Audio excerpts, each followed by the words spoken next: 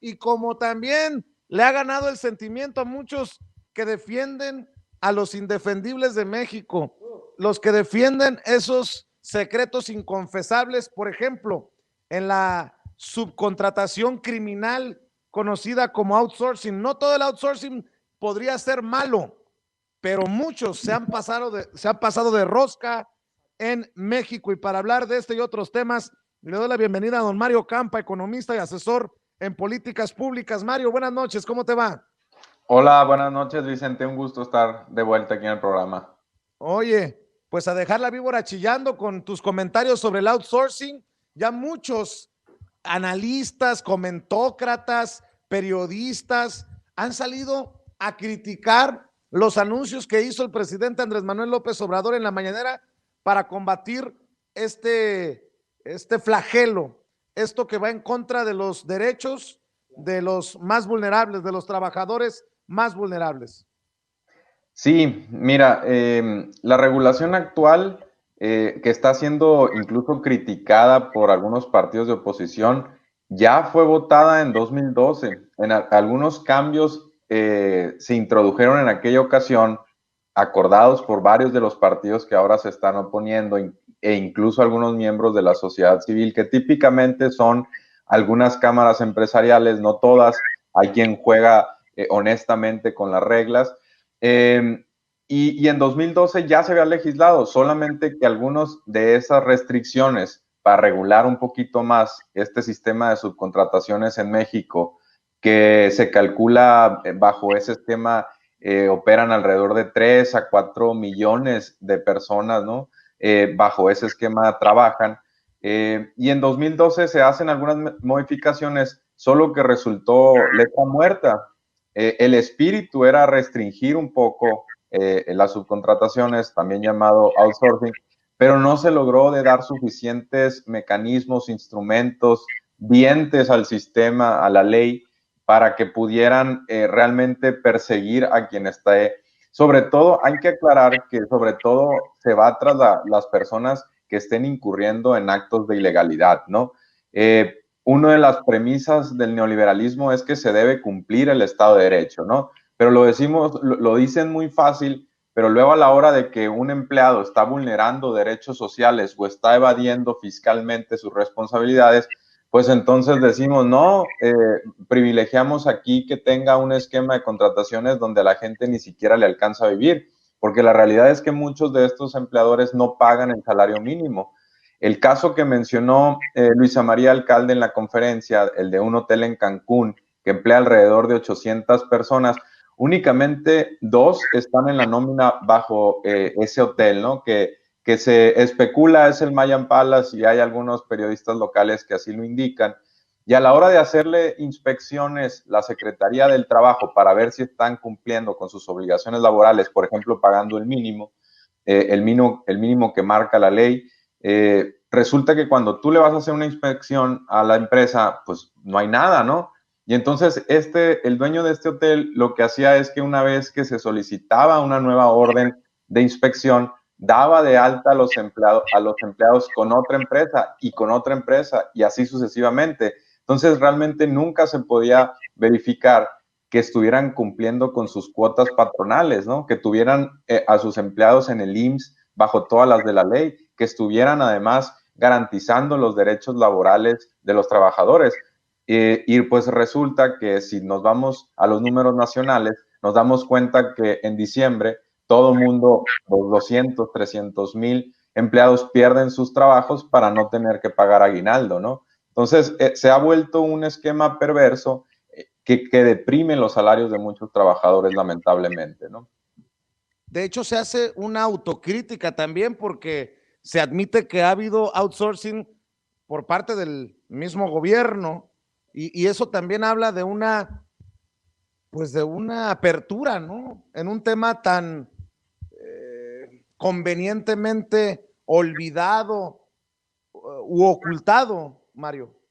Sí, bueno, es que también cuando, por ejemplo, cuando se establecen en las legislaciones, tanto la federal como la estatal, que seguramente los gobiernos estatales también incurren en esta práctica, que se tienen que congelar, por ejemplo, los puestos, las vacantes en el esquema de la administración pública, pues entonces lo que hacen es que recurren a estas empresas y contratan trabajadores a través del outsourcing, pero muchas veces, repito, sin garantizar los mínimos estándares laborales que marca la ley. Entonces, seguramente el gobierno federal se topa, la nueva administración a su llegada, con que bajo este esquema muchos trabajadores actualmente en la administración pública federal laboran ahí sin que se les garanticen sus derechos, ¿no? Entonces, también se tiene que buscar algún mecanismo para que de la noche a la mañana, pues no se pierdan esos empleos.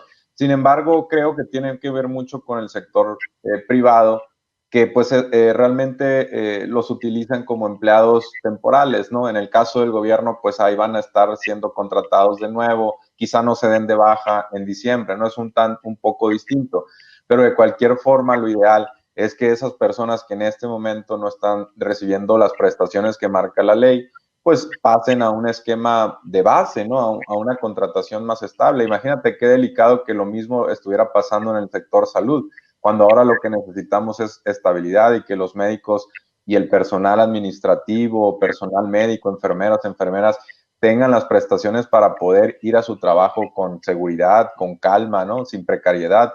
Entonces nos metemos aquí en un tema muy importante, muy delicado, que si lo ejecutamos bien, que si la reglamentación secundaria es efectiva, pues definitivamente es una buena noticia para los trabajadores, ¿no? Mi querido Mario, y entre tantas noticias en esta semana, ¿qué más rescatas como para cerrar la semana laboral con pues las noticias más importantes? ¿Qué te parece de lo más importante de esta semana? Y mira que te estoy poniendo difícil la decisión, la respuesta, porque ha habido de chile, mole y pozole en esta semana. Bueno, creo que una de las noticias más importantes es que Joe Biden, por ejemplo, digo, estaba escuchando el segmento anterior del programa y creo que habló bien de México, ¿no? Dijo que él ama México, es un admirador de la Virgen de Guadalupe. Ya sus representantes en México habían dicho que esperan tener una buena relación con el presidente. Entonces yo creo que se hizo demasiado ruido por esto de que si Andrés Manuel López Obrador o la Cancillería no habían felicitado a Joe Biden por su triunfo. Y la realidad es que se anuncia que México probablemente sea el primer país que visite Joe Biden en América Latina, ¿no? Que además hay que aclarar que Joe Biden no tiene el mejor de los historiales con la región, ¿no? Tan solo por poner dos ejemplos, pues se puso del lado del Reino Unido en la batalla por las Malvinas, y en el caso de cuando fue vicepresidente de los Estados Unidos, él y Barack Obama prometieron una reforma migratoria y no solamente no la instrumentaron, no la legislaron, no la pusieron a votación del Pleno, quizá porque sabían que iban a perder, pero en la práctica también fue un año o fueron años de récord en deportaciones, ¿no? En gente enviada de vuelta a sus hogares. Entonces, Joe Biden tiene ahí un historial un poco complicado con la región. También ha votado a favor de algunas guerras que ahora con el paso del tiempo ya podemos ver que resultaron innecesarias, como la de Irak. Entonces, no creas que para mí una autoridad en el tema de las relaciones internacionales, pero estas noticias de que hay cierto acercamiento de México y que se comprende el contexto, un contexto de un presidente actual que ha amenazado reiteradamente con la imposición de aranceles, con endurecer medidas migratorias. Entonces, en ese contexto, y además de eso, que la política mexicana es de la no intervención, respeto a lo que sucede en los otros países, bajo una premisa juarista, pues entonces yo creo que Joe Biden está siendo bien asesorado y sabe que mucho de este ruido viene de la oposición, solamente pues para criticar algo que ya no encuentran que más comentar, ¿no? Pero que los representantes de Biden y el mismo Biden estén ofreciendo la mano de colaboración con México, yo creo que es una buena noticia, ¿no? La otra, bueno, quizá no tenga tanto que ver con política, pero es la vacuna de coronavirus, que ya se anuncia que México está comprando de 17 a 34 millones de dosis a Pfizer. Habrá que ver porque está la de CanSino y hay otras farmacéuticas que están colaborando con el gobierno mexicano, incluso la de Oxford, ¿no? También. Y habrá que ver, pero ese sería un gran anuncio porque pues nos permitiría ir pensando que quizá el primer semestre del año podría ser menos complicado en la cuestión de la crisis sanitaria y con ello la recuperación económica podría ir ganando un poco de fuerza, ¿no? Oye, Mario, pues estoy siempre al pendiente de lo que escribes, de lo que podemos platicar aquí en Sin Censura. Y si te parece, pues ahí te estaré molestando la próxima semana para seguir abordando los temas más importantes. Por lo pronto, ¿por qué no le dices a la gente dónde te encuentran, dónde te apoyan?